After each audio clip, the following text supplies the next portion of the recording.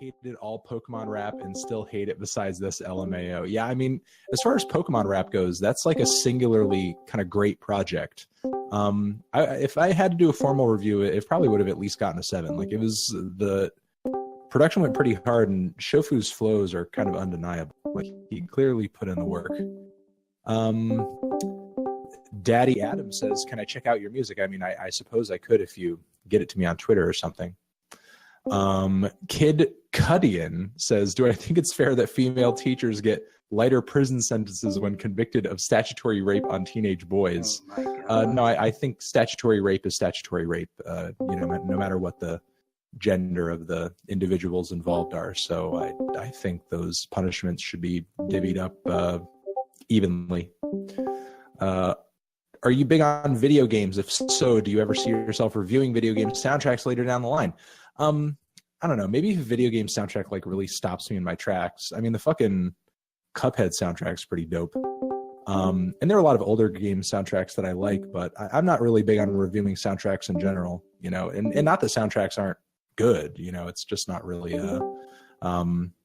something I'm all that passionate about. And I have enough to review already on my plate without sort of throwing soundtracks into the mix. But as far as being big on video games, I used to be a pretty big gamer, but not so much these days. I just don't really have as much time as I would like to for it. And I'm on like a little bit of a gaming hiatus at the moment because I have like so much to work on and so much to do this year. But that hiatus is most likely going to end when the new Smash Brothers comes out. Probably going to fucking throw that hiatus into the toilet just so I can play Smash Brothers all day.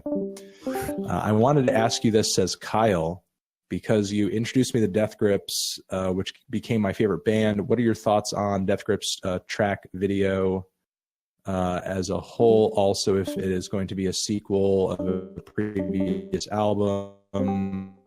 Sequel. I feel like Death Grips is so outside of the whole sequel game that it wouldn't even make sense for them to do a sequel. That's just like not so what they do. Although I guess in a way, technically, Jenny Death is a sequel, kind of, since it's like a double album and we waited to hear the record, because they sort of released the powers that be into 2 parts. So I don't really know. I don't know, maybe another crazy double album or something, or maybe a triple album where we have to wait like a year in between each record or something. I don't know. But as far as track video, I'm not sure what you mean necessarily by that, like music videos and stuff. I mean, as far as like videos they attach to their songs, they've been pretty innovative. What would I rate this server? So far, I'd give it a pretty strong 8. I'd give it a strong 8 so far.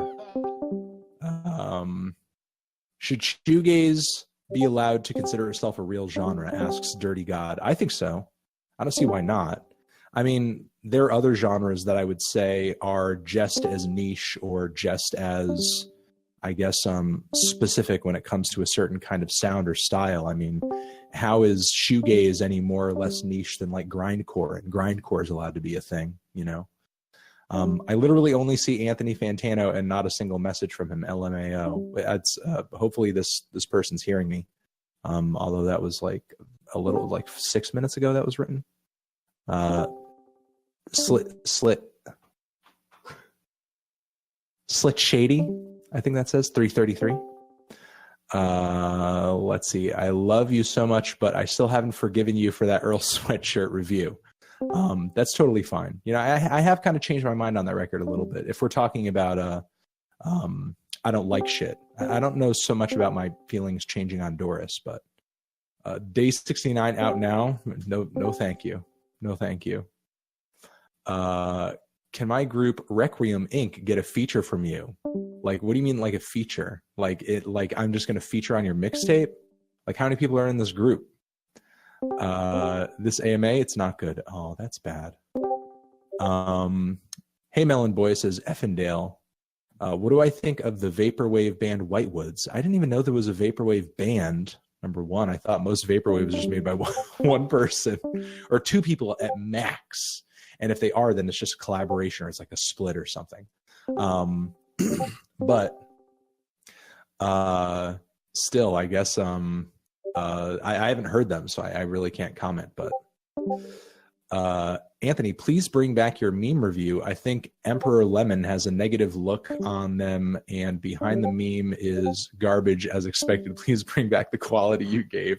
I would like to bring back the quality of the meme review. I'm actually, pitching it to a few different platforms to see if it's, worth purchasing or kind of serializing or something like that.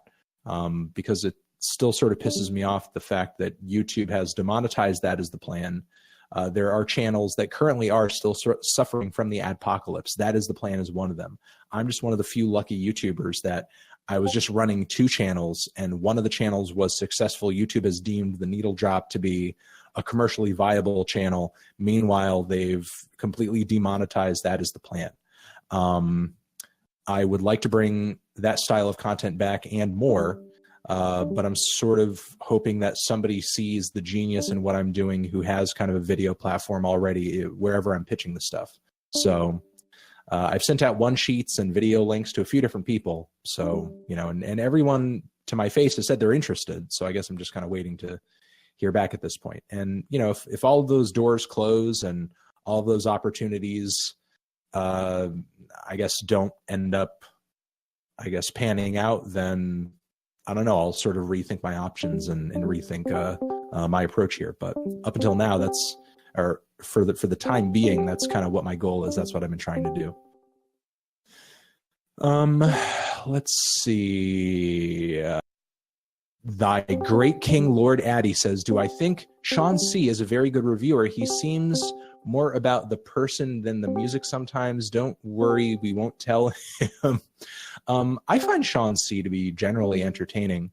Although I don't consider him to be a reviewer who, I watch him because he has super, pointed critiques of certain things going on in the music, although that does occasionally happen in his videos. I mostly just enjoy his really animated reactions to things, and sometimes the way he tears stuff apart can be pretty entertaining too. He's not very methodical, but I don't think that's necessarily a bad thing. The way I kind of see him, and not that all reaction channels are bad, but he happens to be a music kind of reaction channel that I actually like, and there are others that I enjoy as well, like obviously Big Quint and that, but Sean C, while he's not strictly just a reaction channel, I do think when it comes to that type of content, he does make some good videos. So what do I think of the singer Aiden English from Requiem and his performance of the hit single Roost of Day? I haven't even heard it, so I cannot comment, but maybe that will cross paths with me very soon.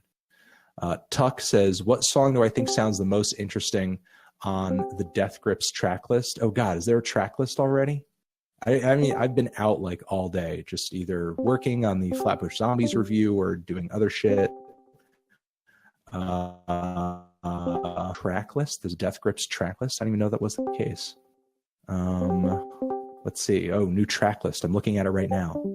The new Death Grips track list. Let's see. Okay, Death Grips is online. That's a meme. So track 1 is already a fucking meme.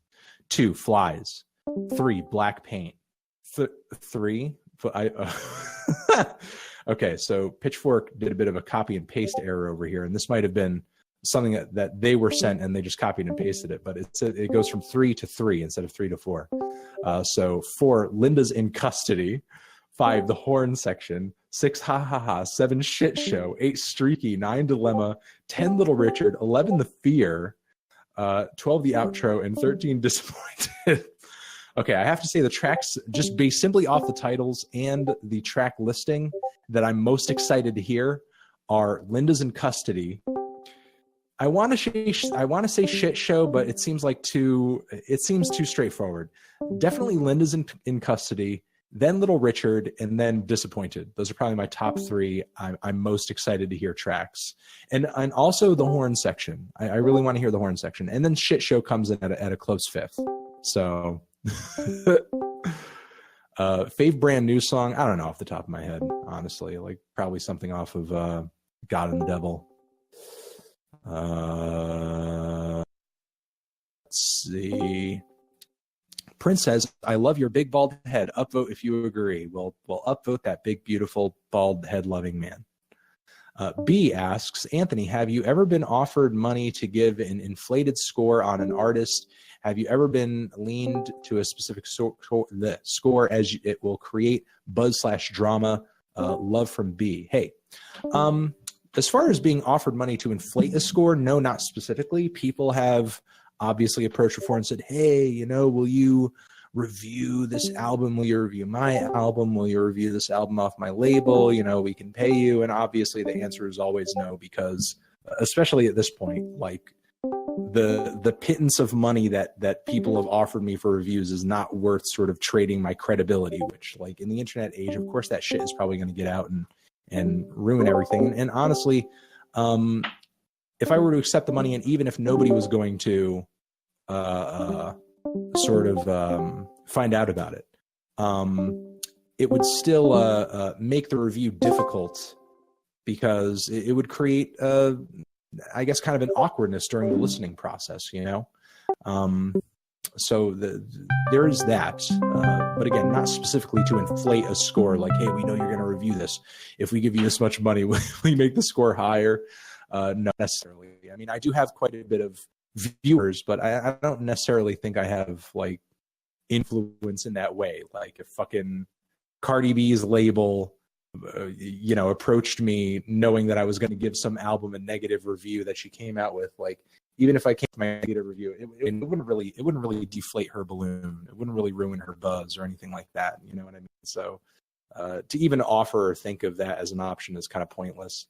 And on top of it, have you ever leaned to a specific score as you know it will create buzz and drama?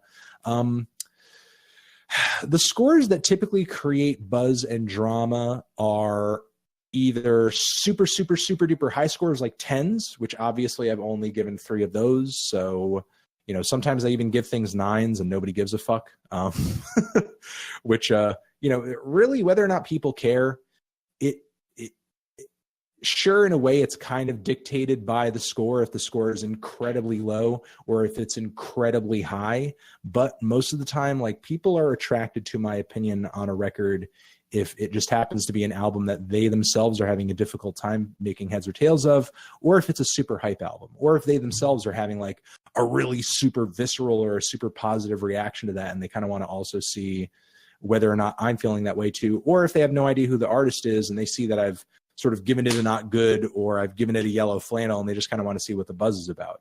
Now, in those instances, it's not like I've just thrown a yellow flannel on and all of a sudden a video that would have before gotten, you know, maybe 50,000 views is getting 500,000 views. You know what I mean?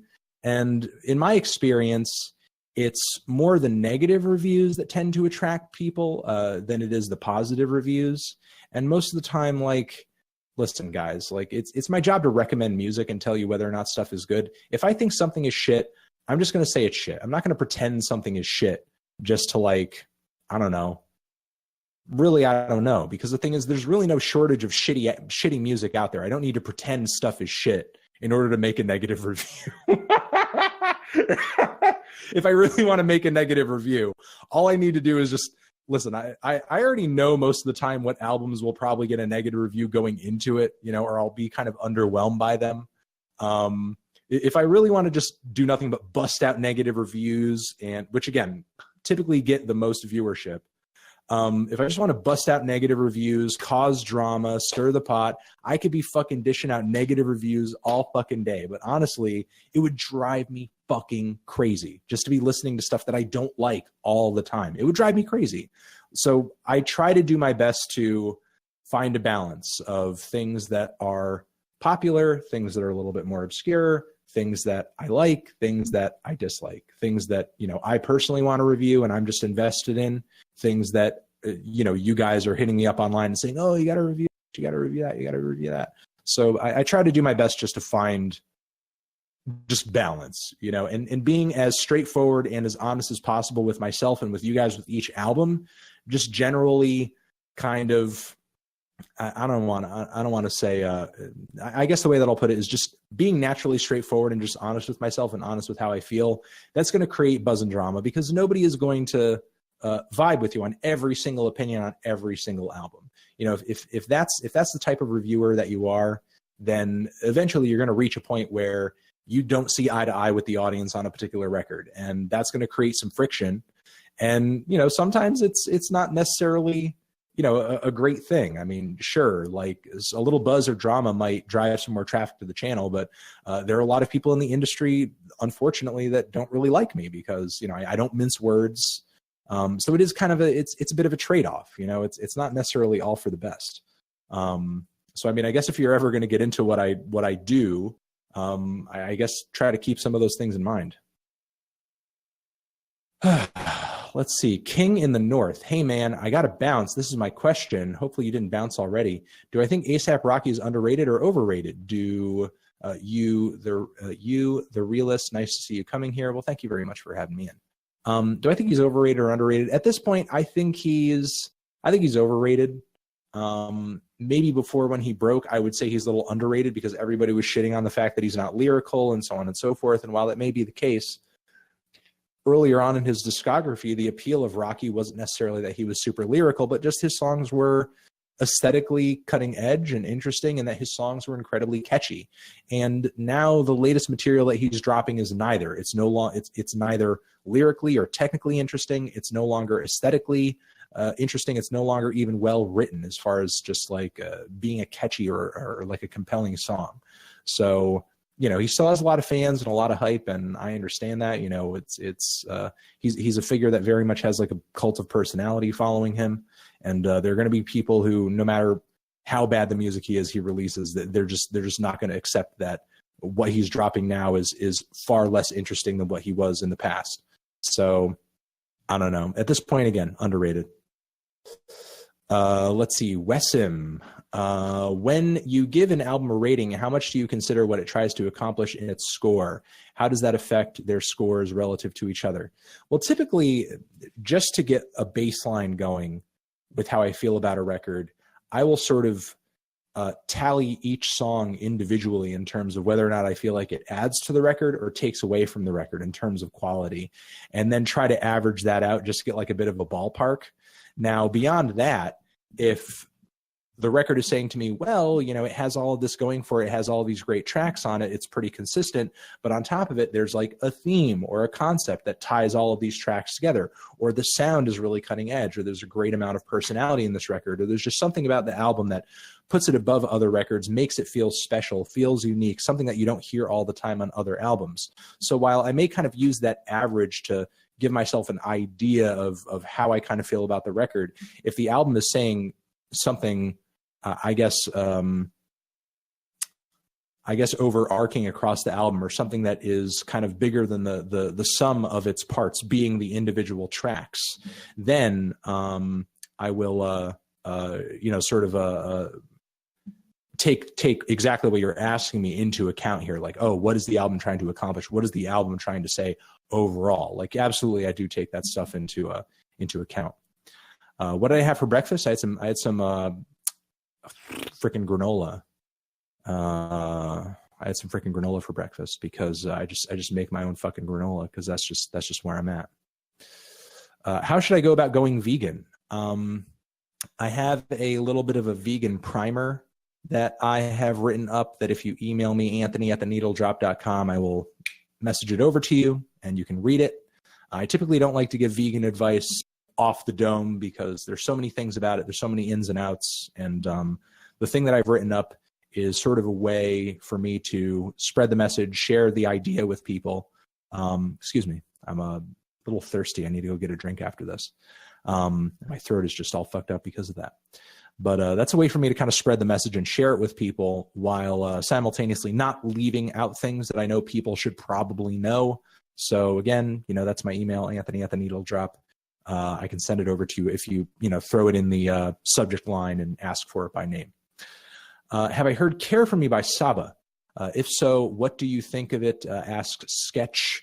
I have listened to a great deal of it, and I listened to like that prom track that everybody has kind of been hyping up, and I think it's okay. It's an album that I've been kind of coming back to since this past Friday, and I'm just kind of waiting for the moment where I listen to it and it really clicks with me. I'm not exactly sure if I'm planning on a formal review or a quickie review of it at the very moment. I don't think it's terrible, but I'm just really not sure what to feel about it right now. You know, whether or not I feel it's great or there are things about it that are kind of lacking or so-so. I'll say right now, his voice and just the instrumentals on the record, the overall sound and vibe of the album doesn't really strike me, you know, and doesn't really stop me in my tracks. Certainly his emotional delivery and his lyricism is worth noting and certainly attention grabbing. But still, I feel like it's an album I have to process a little bit more before I have a final word on it. Man asks, Dear Melon, do you think Juice WRLD will do well in the music game and release a good debut album, so on and so forth? I'm not even familiar with Juice WRLD. It sounds like something I need to familiarize myself with. Juice WRLD. That sounds trendy as fuck. So I'm just going to look it up for later. Oh man, this guy's edgy. Looks like an edgy dude. Looks like an edgy man. Oh man, there's some anime here. I see some anime. It's probably dark and edgy. So I'm gonna check it out. Let's see. Hey Melon, what do I think? Wait, you asked me that. Elfin Dale, I answered that one. When you releasing your Care For Me review by Saba, talked about that. Would I challenge Review Bra to a freestyle battle? Asks Gerald. Look, I mean, me and Review Bra, we got a little bit of a beef going on, and Review Bra, the ball is in his court right now. The ball is in his court. He has the opportunity to respond to my beef videos on video, and yet he hasn't done it. He's dabbled a little bit on Twitter, but where's his side of the beef? You got the ball is in his court. I can't just keep going at him and going at him and going at him. I've already gone back to back. I dropped fucking one track and then I dropped another track with the vegan pizza in the car video. Those are my two tracks. And my tracks collectively got over like 500,000 views. So that's my contribution to the beef. That's what I brought to the beef. Where's Review Bra's contribution to the beef? Where's his side of the beef? You got to hit him up. You got to ask him up. Review Bra, when are you going to respond to Fantano? Fantano put you on blast. Fantano, he's eating pizza in the car, dude. When are you going to show up and say, hey, you can't just be eating pizza in the car. That's my territory. That's what I'm doing. You got to ask him. You know, I can't just keep going at dude, or else I'm going to look thirsty, you know, and I've already said my piece. I've already said what I'm going to say. You know, that's all I got to say. I need something to respond to at this point. So that's all I got to say. Kenji asks, why do you make videos? I mean, as of right now, I make videos because it's my career. It's my living. It's how I get the bills paid. But at first, obviously that was one of my aspirations, but I guess why I started this before anybody was paying me anything to do any of it. I guess the reason I started is because I just enjoy conversing with other people about music. I enjoy kind of getting in on the musical and the cultural conversation. I enjoy sort of contributing to the wealth of opinions and ideas out there floating around the internet that concern music. You know, I have my own opinions, I have my own ideas, and it's kind of taken me a while to form them in the way that I have. And there are other people that have some great ideas and opinions as well, some of which, you know, kind of change my mind and make me see things differently every once in a while. So, you know, I remember points in my life when people have sort of recommended stuff to me or given me an opinion on an album, and it's sort of changed the way that I see things or hear things or look at things. And I'm just trying to sort of do that on a larger scale. Scamam, the kid asks, where do you find your flannels? I've never gotten them all in one place. I think I've gotten a few online. I got a few at Target. I got one from Nordstrom. I got a few at Goodwill. You know, you find good flannels all over the place. There's no one good place to find good flannels. You can get a good flannel at Cabela's. There's a lot of good places for flannels. You know, you just gotta look around, and you got to remember also that in a lot of stores, flannel is seasonal. So, you know, you got to kind of wait for those fall and winter months, you know, and make sure that you're popping up at the stores at the right time, you know, to sort of get the early flannel shipment. When things start warming up and people are cleaning out their closets, doing a little spring cleaning, then you hit up the thrift store. You go get some flannels over there. So there are other places. There are options. Let's see. Moving on from there. Dear Anthony Fantano, do you think hip hop will ever die? And if so, when, how, why? No, hip hop will ever die. I think even if hip hop dies in name, I feel like the fundamentals of the genre, rhythm and poetry and I mean, I guess just rhythm and poetry. I mean, that's never going to go away. It's never going to go away. I mean, those ideas pre-exist the genre itself, So no, I don't think hip hop will ever die, or at least the fundamentals that go into the genre. It's absolutely not. And believe me, if hip hop does die, it's most likely going to be as a result of a lot of trends that sort of came up within the same, I guess, culture or context as hip hop kind of died with it, maybe as a result of a nuclear holocaust, maybe as a result of, hey, we live 300 years into the future, and hip hop is dead, but also rock is dead, and every other genre that was contemporary is dead, and now we just listen to Zagabla, which is a new genre of music where people just like beat the shit out of each other. It's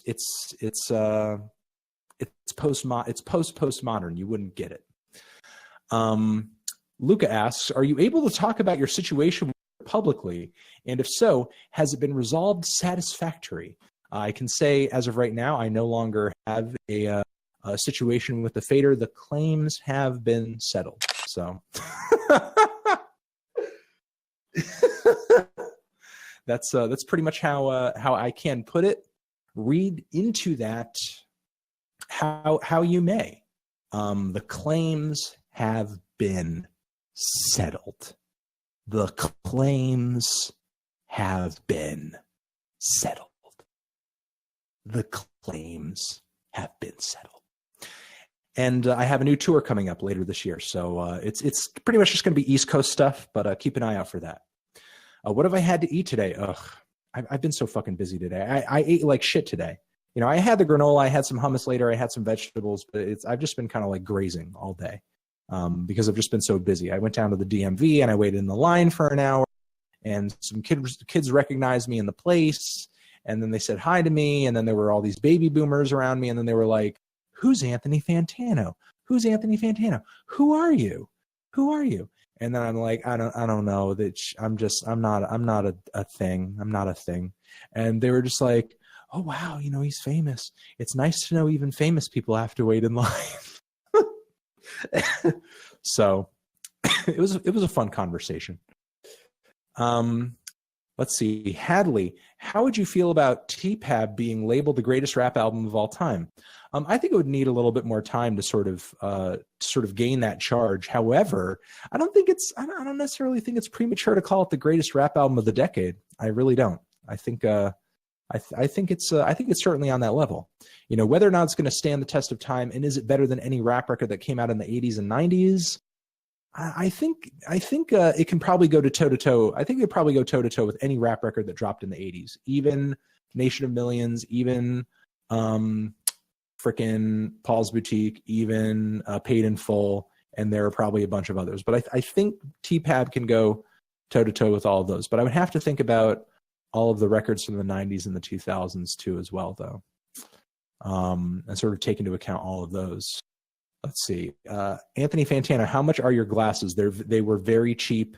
I got them on Zenny.com, but they're not. They don't have them anymore, because if they did, I would buy 6 more of them, because these glasses are essentially my brand now, and I just fear the day that they break and I don't have a replacement. Which is why I'm currently trying to find glasses that I can just wear when I'm not doing videos. And then when I do a video, I'll put these glasses on. So I just kind of remain consistent.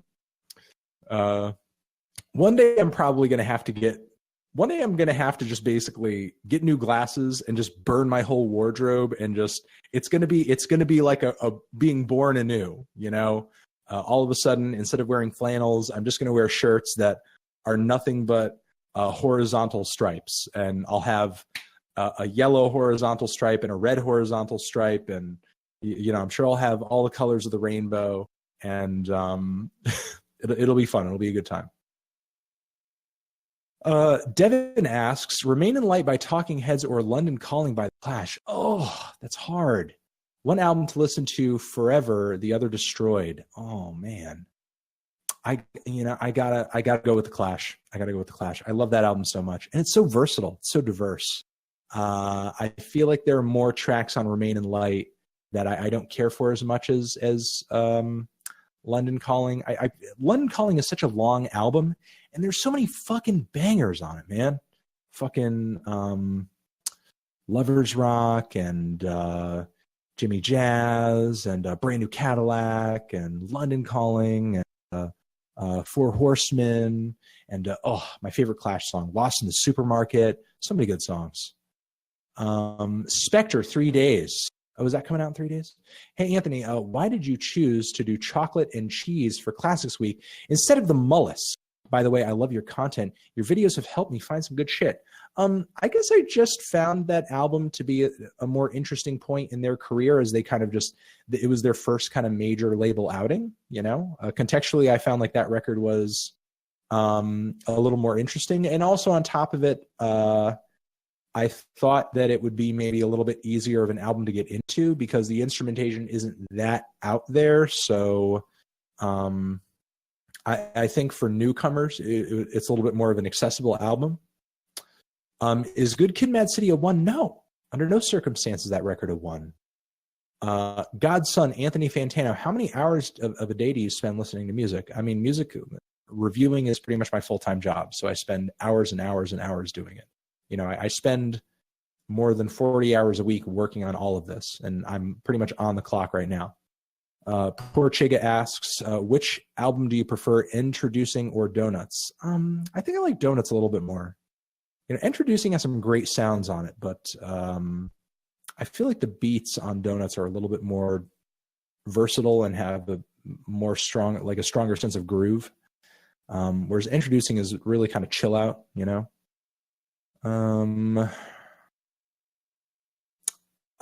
Pal asks, is Dark Side of the Moon overrated? Yes. Zed, why do you think Allah by A$AP Rocky is a 5 out of 10? I think it's an 8 or 9 for me. I just find the atmosphere surrounding the tracks to be really boring and toothless, and I think that the songs are weak. I just think the songs are badly written. Nowhere near as compelling as his breakout mixtape. I haven't said or heard anything about Juice WRLD, the albums in the Pack series based on accessibility or how good it is. I think it's a mix of both. I mean, certainly goodness is a factor, but I think for the starter pack, things have to be kind of accessible, or they have to be like, if I were to do a grindcore starter pack, it would probably be hard finding an accessible grindcore album. But given that it's a starter pack, when you listen to it, it should give you an idea, a general idea of what grindcore is. You know what I mean? So if I throw you 4 grindcore albums, or if I throw you 6 grindcore albums, and you listen to all of them, even if you don't care for the genre that much, if you listen to all of them, you have a pretty sharp idea as to what grindcore is. And whenever you hear it out and about, or whenever it comes up in conversation, you know what bands to mention, or you know exactly, the difference between a grindcore song or a black metal song or a death metal song, and so on and so forth. So G and Maj says, hey Anthony, do you like listening to underground artists? If so, I have a new album coming. Okay, well, you got to hit me up with that shit on Twitter, or use the submission box on my website. How many times do I listen to an album before making a review about it? I would say the average is probably 4 to 6 over a few days. And it can go longer than that if it is a long album, if it's an artist I'm unfamiliar with, if it's a genre that I need to familiarize myself with more, although that's not as much of an issue these days. Or if the artist, again, if I'm not that familiar with them, and then I have to do like a lot of sampling of their back catalog and then kind of compare a lot of what they were doing before to what they're doing now. So yeah, that's basically my average. What do I think the main difference is between music nowadays, 2010s, 2000s? I just think the internet, I think the main difference between those two eras is the way the internet and streaming has kind of revolutionized everything. I think that's the biggest difference. It's changed everything from the sounds we hear to the way records are released to how many songs are on an album. It's literally changed everything about music. Moving on from there, Cody King, Dear Fantano, why did you base your Because the Internet review mostly around screenplay? Excuse me. Do you not find it a fantastic mix between accessible and experimental rap music, plus variety, uniqueness in every song? It was consistently entertaining, thoughts aside from the screenplay. I mean, I pretty much gave some detailed thoughts on the music itself while talking about the screenplay. I mean, the screenplay to me seemed kind of essential because the album was perceived to be a story album in a way. You couldn't really get a gist of the story just simply from the album itself. You had to kind of look into the screenplay to get sort of the full view of the story. But I think in a way that is kind of a strength of the album when it comes to listening to it by itself, because on its own, it sounds like just a bunch of random singles that come from a lot of different places. Not necessarily like an album like T-Pab or Good Kid, Mad City, where it's kind of difficult to just pull out one track and just listen to that because it's just separate from the entire very clear, very concise story on the entire album. So I guess in a way that is a strength of the record, but not for me personally. Yeah, I mean, I thought there were some somewhat experimental and some kind of poppy tracks on there too. I don't remember every bit of my review to this day, as I don't rewatch every single one of my reviews. I'd have to go back and kind of refresh myself on everything that I said about the album. But, I know I didn't just talk screenplay the whole freaking time in that review. I talked about the music as well. And at the end of the day, I based my opinions on the music itself. Like, did I think the screenplay was kind of silly and kind of cringy? Yeah, ultimately, but I wasn't listening to the screenplay, but I feel like the screenplay was kind of important to bring up because it did bring context and it did bring story and it did bring additional substance to what Donald was trying to say in those tracks. And I guess it gave it more weight in that I guess it helped you better understand where the songs were kind of coming from emotionally or narratively. So it was, even though I didn't end up loving the album, it was important to me to kind of bring it up because it did inform a lot of the music, or at least to me seemed to be a part of the music. The Nick asks, did I like Black Panther? I did like Black Panther. I thought it was a pretty good comic book movie. Every once in a while, I end up enjoying a comic book movie. I'm pretty picky with a lot of the Marvel and Avengers, DC stuff, but that one I didn't think was too bad. I mean, at the end of the day, it wasn't like some kind of deep art film or anything like that. But as far as like comic book movie standards go, special effects were okay. The acting was pretty good. The characters were fun and vibrant and compelling. The world that they live in or lived in was painted, I thought, with a very loving brush and illustrated. Again, I'll say vibrantly. I kind of loved, their personalities, their rituals, their outfits, their way of life, the kind of socio-political, I guess, shifts that were going on, where they were essentially saying, oh, we can't have the refugees in here, they'll fuck everything and so on and so forth. That was definitely on some like make Wakanda great again shit.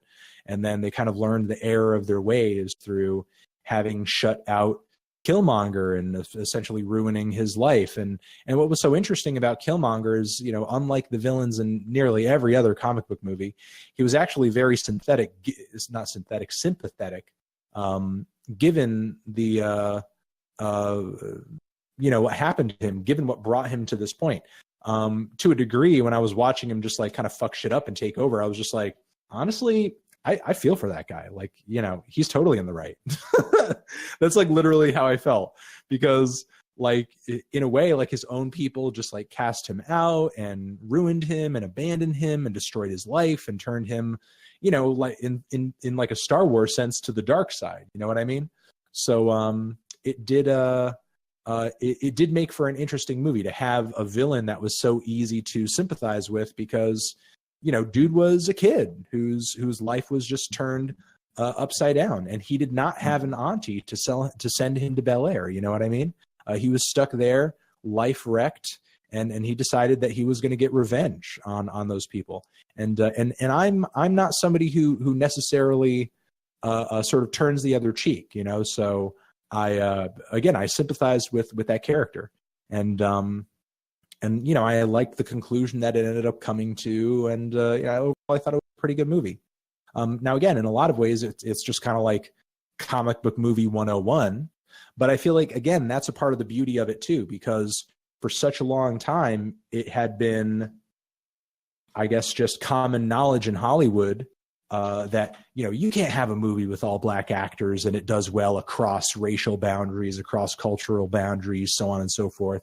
You can't have a movie with just like all non-white actors and just like white people are going out in droves to see it. Well, this movie broke not only records, but all of those assumptions, you know, all of those norms, all of those previously assumed ideas of how to market a movie and what movies sell tickets and what movies don't.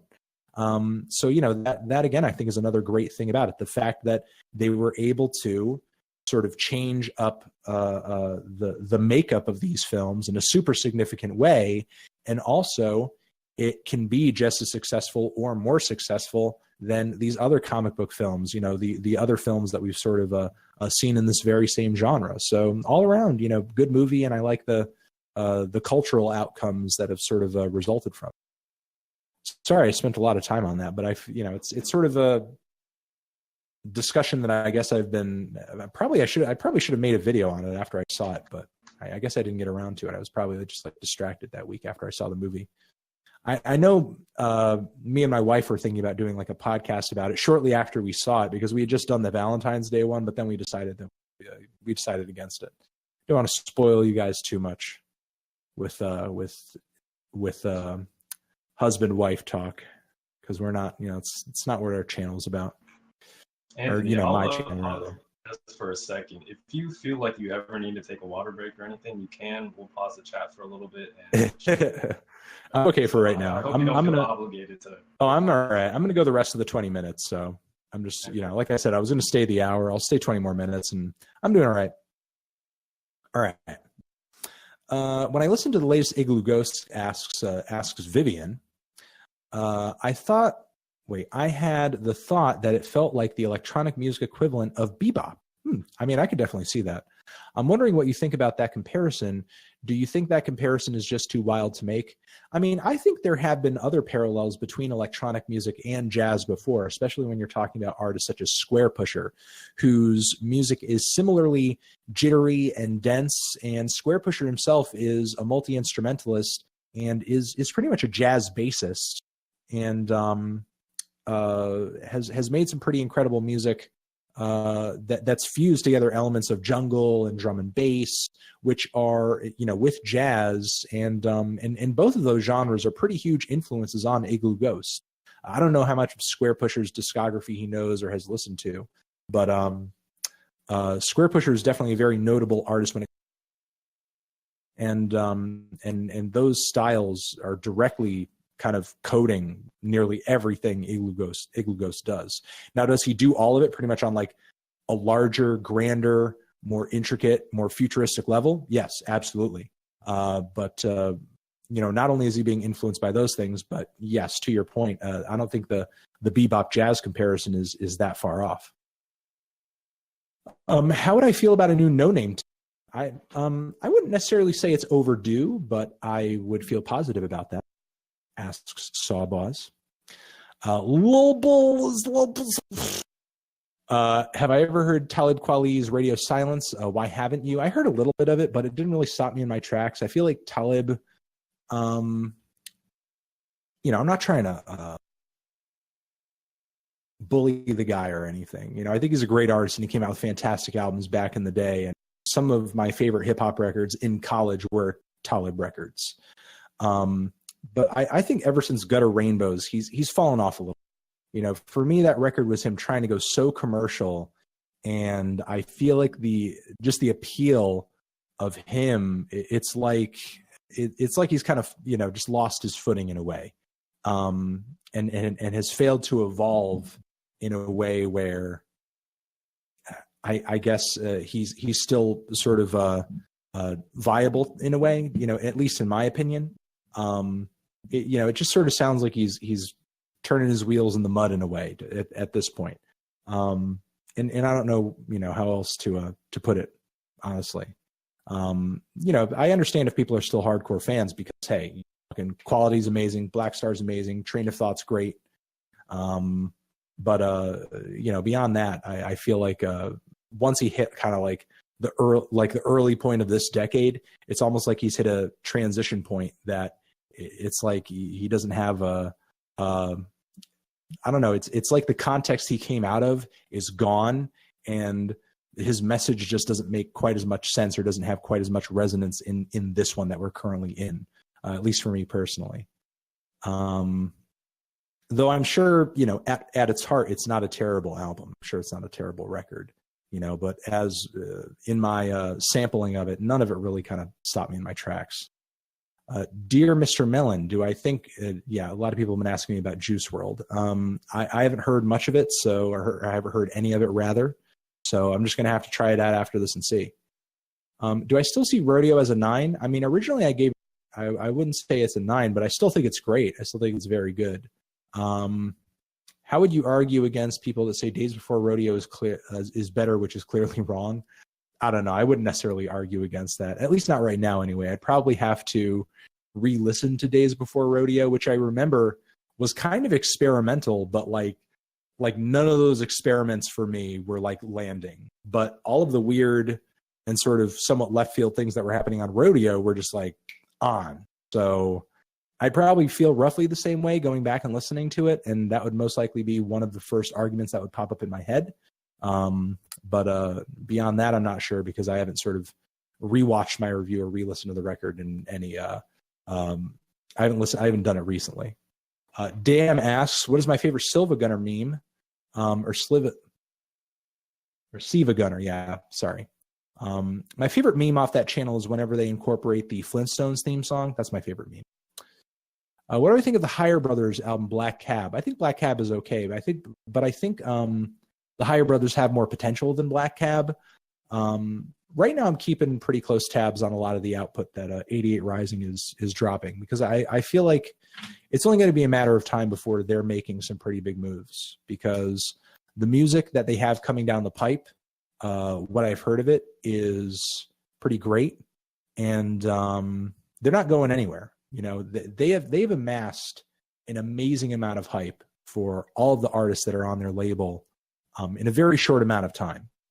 And between Joji and Higher Brothers and Rich Brian, and they're going to be, bringing more people onto the label, sort of bringing more artists on the label soon. From what I understand, I think they're going to continue to grow, and that their sort of share of attention that they get in the music industry is going to keep going up. And I also have some video content coming out with them very soon, where they have me react to like K-pop groups and stuff. So it'll be pretty funny. Anthony Fantano, what's your favorite video game? Currently, my favorite video game is probably Super Smash Brothers. I fucking love that game. Top 5 Brockhampton verses. Okay, I can't remember exactly which track all of these are in, but just off the top of my head, I love the Kevin Gummy verse. That verse is great. I love that Matt Champion verse. I can't recall which track it's on specifically right now, but the one where he's talking about like men abusing women. It's like a super feminist verse, I would say. I can't remember what on the back end of what track it's on off the top of my head, but I like that verse quite a bit. That verse is pretty sick. I like Merlin's verse. God, what the fuck is it? Don't call me stupid. That's not how my name is pronounced. I love that verse. I have a hard time kind of sticking some of the song titles to the song sometimes because they don't necessarily reflect the topic of the song. It does stick with me when I'm like looking at the track list itself, but like just off the top of my head, sometimes I have a hard time recalling which ones are which. Those are three of my favorite verses. I'm trying to think of another amazing verse. Amir's Teeth verse is great. His verse on Teeth is great. And Don McLennan's opening verse on Heat is amazing too. Those are probably five of my favorite Brockhampton verses. Let's see. Sullivan asks, have I ever listened to Nina? I have, because my buddy Jeremy, who edits the videos for me, he's a big fan of hers. Although her music is just a little too faint for me. It's not necessarily bad, but just the sound of it's a little more faint. Although, you know, that's subject to change. There was a point where I thought, I'm having a brain fart here. I'm thinking of another artist's music kind of being very faint in nature, and she brought in a whole like bunch of extra instrumentation into her latest record, and the songs just had a little bit more structure and bite to them, and then all of a sudden it was just like, woo, blowing my mind in a way that, you know, her stuff never had before. So, you know, everything's subject to change. Why don't I bust a freestyle right now? Because I'm not a freestyler. My freestyle will be trash. You know, I'm not so much a freestyle guy. I'm more of a write it down for guy. I'm not going to spoil how I think about the new Flat Zombies album. That review is coming out very. El Gato Human Glacier album of the year. I mean, it's not bad, but I would not say it's album of the year. Illinois Chief. Let's see. I love you, by the way, but which album have you listened to the most? Mine is either Mad Villainy or Earl Sweatshirt's I Don't Like Shit. Which album have I listened to the most? Like the most ever of all time? I don't know. Let's go into my iTunes right now and see what album I've like given. Can I just look into that right now and see what albums I've like streamed the most or something? Top 25 most played. Yeah, I don't stream that much stuff off my desktop these days. Although, you know, a lot of songs that it seems like I have streamed quite a bit are tracks off the Money Store, ASAP's Ferg, Let It Go, and that is a hot fucking song. Love that song. Come Up and Get Me, Numbers on the Boards by Pusha T. I fucking love that song. And I've also gotten a bunch of streams of the Tony Molina album, Dissed and Dismissed, but pretty much the only reason that is an 11-minute long album. So it's kind of easy to listen to that album like 3 times in a row and not really think anything of it. Let's see. HBK asks, when you review albums of artists who have previously made great works, does their greatness influence the final scores of their newer albums? For example, if Kendrick Lamar took his shot at another jazz-ish hip-hop album like T-Pab, would the greatness of T-Pab influence your final review of his newer album, so on and so forth? I think there's certainly something to be said about the context that consistent artistry gives an album. Like if an artist comes out with an amazing album and kind of builds up to it with like 2 or 3 fantastic albums, you know, there's certainly something to be said to that. It does build up the hype. It does make things even more exciting. It does make things even more interesting. If Kendrick were to try to do T-Pab again at some point in the future, to me, that wouldn't be as interesting, because to me, Kendrick has built himself as an artist who reinvents himself with every album. What I want to hear Kendrick continue to do is just do new things, challenge, try new shit, continue to break the mold. Will there be a point in time when he is just like going to rest on his laurels? Possibly. But, you know, for right now, when he's at a point in his career where he should be continuing to come out with his best stuff, that's what I want to see him do. I want to see him continue to surprise. Wesam asked me to tell you mispronounced his name, so there's that. I apologize for that. I'm sorry. I'm a dickhead. You guys already know. You watch so many of my pronounced shit for shit. You know that already. I remember you gave the Playboi Carti album a bad review. Knowing this, are you going to review his album? Possibly. I mean, I do find him more interesting than, like, let's say, a Famous Dex or a Rich the Kid. So, you know, potentially.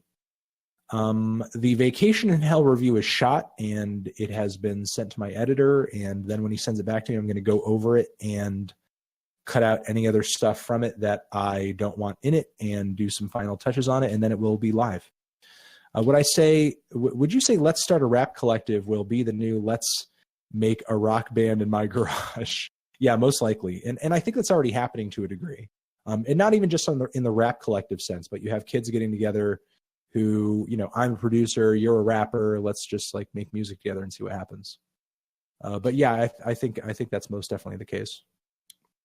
But all that being said, you know, kids are still starting rock bands. You know, they still are. So what are you going to do? Jackie, Anthony Fantano, hey, Dad, listen to the Brockhampton snippets and tracks they played on live streams. No, I haven't. And honestly, like, I don't want to spoil any of that shit for myself until I hear the whole record. I really don't. If so, what do you think of the sound they're going for with Puppy? Again, I haven't heard it, and I don't want to spoil any of it until I just hear the album itself. Because I hate hearing demo shit. It can sort of like ruin my opinion of an album. It really can, if or a song. If I hear too much like teaser shit or demo shit, it really does. Will I ever collab with any other YouTubers on doing other content? I foresee myself doing that at some point in the future. I just don't have any plans to do that exactly right now, but it'll happen. Although I was just on an episode of the Sardonicast with Your Movie Sucks and you know, what's his name, the guy who hates everything guy, the hate everything guy. I think his name is He Hates Everything. Yeah, I was on the Sardonicast with those guys. You should check out that podcast. It came out pretty good. What's my favorite Eminem song? Oh, let me see. What's my favorite Eminem song? I'm going to transmit myself. I'm going to transmit myself back to like my 8th grade self. And I'm going to pick a name. I'm going to pick a song. When I was in 8th grade, that shit. Now, probably my favorite records on Slim Shady LP. I loved the shit out of My Name Is. I thought that song was hilarious. I just don't give a fuck. I like that song quite a bit. Bad Meets Evil was sick as fuck. And, you know, Brain Damage. Yes, Brain Damage. All the drugginess in that song. I like that quite a bit as well. And that's so funny. I just like so much of, I need to go back and listen to this because like so much of this record just like went totally over my head when I was like 12 years old. When I was 12, I probably shouldn't have been listening to this album, but I was listening to a lot of things that I shouldn't have been listening to. Lunacy, how do I become a thick vegan? You got to hit that gym. You got to hit that gym, bitch. What do I think of the new death trap / trap metal scene? Scarlord, Zilkami, Syringe. I think it's cool. I'm pro that scene. And I hope a good album comes out of that scene, honestly. I hope a great album comes out of tape very soon. Cal Chuchesta, Jamie Black is asking, will he drop another mixtape? He is currently working on new music. He just dropped a new song the other day, which the powers that be in this Discord have linked you guys to. And he'll be dropping more new music soon. He's just going to kind of be on the single thing for a while, I think. And, you know, I'm not going to say a mixtape or an album is out of the question. It's probably going to happen at some point. But right now, Cal Chichesi, he's just focused on his song craft. Have not heard Juice WRLD yet. I've not played Fortnite, although I saw it, and it, you know, when I saw it, you know, I basically said to myself, damn, this is like, I'm going to become so addicted to this, so I cannot play this. I just cannot. I cannot under any circumstance play this. This is going to ruin my life if I decide to play this. Let me see. Moving on from there. Yes, I did see the Death Grips track list. It looks funny. My friend compared Weezer to Kanye. Is this a fair comparison? No, absolutely not. Kanye has been much more inventive and has done a better job of evolving over the course of his career than Weezer has. Thoughts on Stoop, The Enemy, or Mankind? I cannot say. Donk asks, what are your feelings on Death Cab for Cutie? I feel like they're generally a pretty good band. Transatlanticism is a great record, but there's not a whole lot else in their discography I think is just as good. Opinions on Blade. I know you didn't like him beforehand, but has your opinion changed? It could possibly change, but I haven't heard any of his latest stuff. So, favorite Metallica song? Probably one of my favorite ones right now is Battery. Battery! Love that song. Am I hyped for Puppy, considering the summer vibes they are creating? Typically, I'm not a very summery vibe guy. It can happen. It can work. But, although I guess, like, if you look at the song Lamb is maybe my favorite Brockhampton track. So, I don't know. If they're kind of going in a Lamb direction, I dig it all that much. You know what I mean? But that being said, I'm not necessarily 100% against summery music. I guess when you lose me is when you basically, like, you're making summery music and it's just like all about like fucking the beach, you know? Like I don't really want to have anything to do with the beach. So as long as it's just away from the beach, I think they'll be okay. You know, fuck beach music. It's so fucking shallow and stupid. And I don't know. It's like it doesn't have to mean anything because it's just about the beach, and that's just stupid. Fuck the beach. I'm not much of a beach person, if you couldn't tell.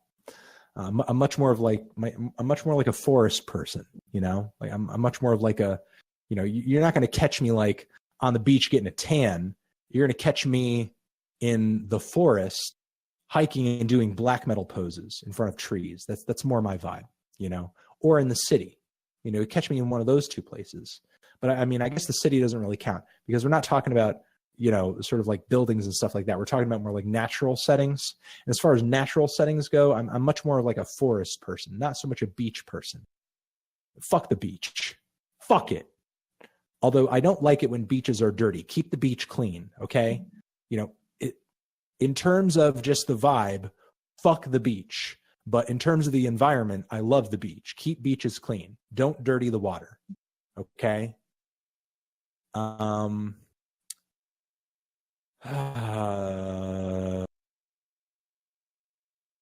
Juice World right now. Do I think hip hop is going to function like fashion in the way that certain sounds are cycled through after a couple of decades, like mumble rap and so on?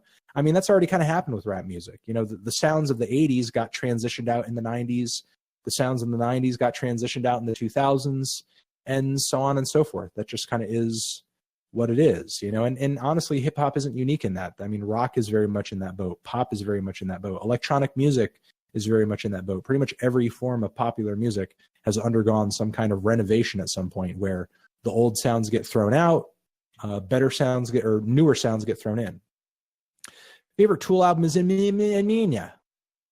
Maybe I'll 1v1 you on Smash, maybe. What was my favorite album art? I haven't heard of Terminal, but favorite album art off the top of my head, I don't know. Well, obviously I do love Explosions in the Skies. All of a Sudden I Miss Everyone. That's great. I do love that album art quite a bit. And also Minor Threats Out of Step. I love that album art too, obviously. See if I could make an album with any art style, who would I do it with? Man, I would kill to be able to, like, you know, I would take like I would stop everything and like take like the most I would just like shut everything down and I would just bass for and like, you know, years just so I could like go back in time and go out with Frank Zappa on a whole tour, just like and just play bass at every date.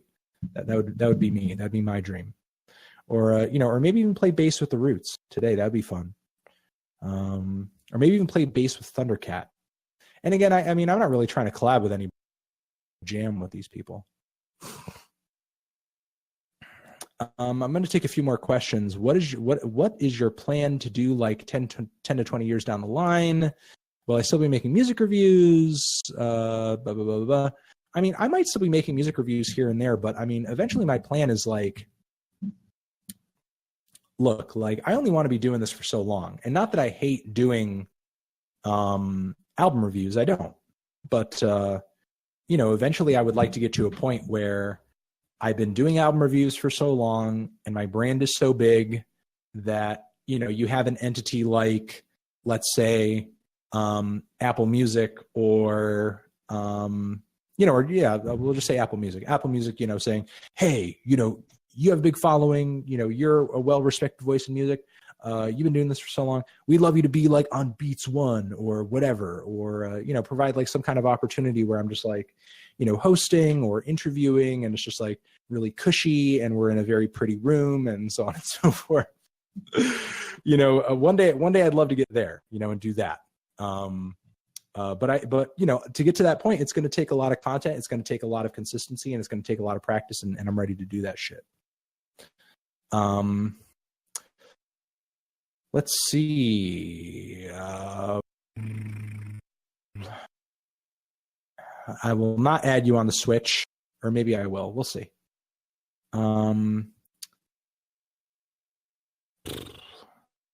Which album have I listened to the most? Mine is either Mad Villainy or, yeah, you asked me that. Or which one have I listened to the most out of those two? Probably Mad Villainy, but although I think I answered that earlier. What do I think is the best way for a new rap group to gain traction? I think you need to be coming out with music videos. You need to be dropping material consistently, and you need to have that material everywhere, on every streaming platform, on YouTube, on SoundCloud, everywhere, so that there is a larger chance for people to stumble across what it is you're doing. And again, you just need to be consistently dropping stuff and releasing stuff and just like always be engaging your following or a potential following with new content. And then, you know, when you get to a point, if people find your shit and they like it, then you have this whole like back catalog, you have this whole wealth of music or albums for them to listen to, you know, and also kind of matriculate into. How often do I return to albums that I listen to or just enjoy? When I'm in the gym, you know, and I go to the gym or run a few days a week. So I try to make some time for music that I dig, or like on the weekends, you know, music that I'm not a viewer or whatever. I don't know how hip hop will evolve over the past 10 years. Unfortunately, I really have no idea at this point, but maybe, you know, I feel like hip hop's grunge phase is next. Am I going to review the new Isaiah Rashad? Potentially. Am I going to review the Johnson album? I have a review or an interview coming out with him very soon. So, you know, you'll see probably some back and forth on that a little bit in there. Undecided, shout out to Arkansas. How do I feel about T-Pab being labeled the greatest album? For some reason, I feel like I've seen a lot of these questions before. What will it take to get another 10? I mean, 10s are just pretty much the peak hold. The peak threshold of enjoyment. And I would definitely sign a Cantaloupe. You don't want Smoke Bee. Don't have anything to say about the Saba project right now, other than what I said earlier. How do I feel about these kids? And this will be the last one that I answer. How do I feel about these kids in the music industry getting signed to labels mainly off of Instagram followers and hiring social media agencies to embellish their social media accounts? I just kind of feel like that's the way the game is played these days, honestly. It used to be back in the day that if you wanted attention from a label or an A&R, you needed to be kind of playing live every night in clubs. You needed to show that you could get fans to come out to a show and see your band. You needed to, you know, have all sorts of independent and local hustles going on in your area. And the internet has just kind of become the, you know, the new ladder that everyone's climbing up. The internet has become the new field for the hustle. So, you know, it's just kind of a different kind of hustle, I guess. I don't necessarily see it as a good or a bad thing, you know. It's just kind of a thing. And I think that's going to be it, guys. I'm going to have to leave it at that. I've done the hour. answer every question. Somebody asked, why do I hate Jaden Smith? I don't. I'm sure he's a nice guy. I just think some of the music he comes out with is sort of annoying. That's all. But thank you all for the questions. I appreciate you guys having me on here, and I appreciate the mods and everything for inviting me in. You guys are the best. You can come on here and say hi and sort of end it out if you want. Thank you. Thank you. Woo! I'm gonna go get a drink. Fuck Anthony Fantano. Fuck that melon head.